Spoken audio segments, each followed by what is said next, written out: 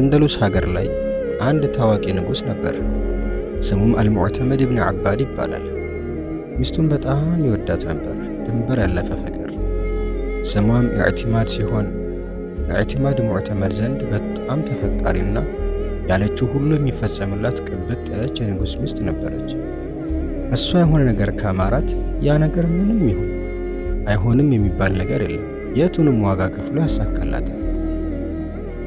ከዕለታት አንድ ቀን ኢዕቲማድ ከቤተ መንግስቱ መስኮት በኩል ወደ ውጭ አጮልቃ የከተማይቱን ውበት እየቃኘች ንጹሕ አየሯን እየሳበች ሳለች ድንገት አይኖቿ በዝናብና በጭቃ ከሚወርቁ ልጃገረዶች ላይ አረፈ።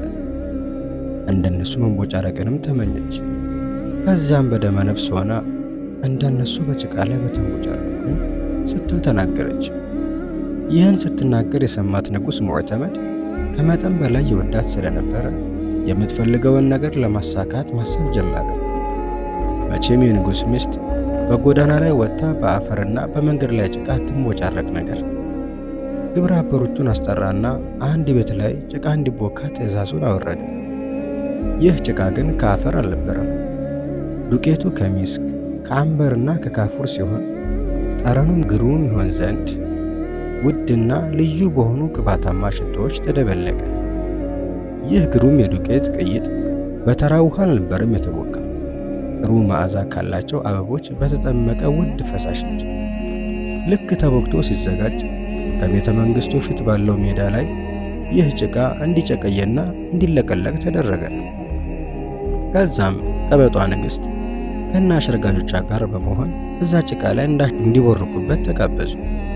ወረቁበት። ይህን ሁላ ትዕይንት ሙዕተመድ ከቤተ መንግስቱ ፎቅ ላይ በመሆን ይመለከታል። በሷ ጨዋታ እሱ ይደሰታል። ኢዕቲማድ በዚህ ዝግጅት ላይ በጣም ተደስታ ዋለች። ከዚህ የተነሳ ቀኑም የውሙ ጢን የጭቃው ዕለት ተብሎ እስኪጠራ ድረስ ቀኑ ተከበረ። ከዛም በኋላ ቀን ከሌሊት ተፈራረቁ፣ ዓመታትም ተቆጠሩ፣ ቀናትም ተገለባበጡ። ዱንያ መቼም ባለችበት አትዘልቅ። አንደሉስ ከሙስሊሞች እጅ ወጣች።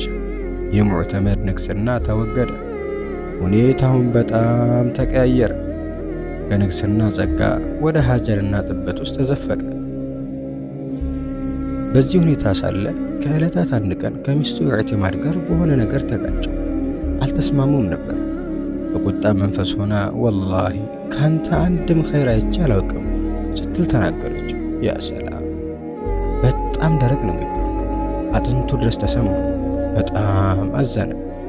በተለይ እንደ ኢዕቲማድ አይነት ባለቤቷ ብዙ ነገስታት ለሚስቶቻቸው የሚያደርጉላቸውን ካደረገላት ንጉሥ አንጻር ከባድ ንግግር ነበር። ሙዕተመድም በጣም በመገረም ተመለከታትና የውሙ ጢንም ቢሆን ብቻ ነበር ያላት።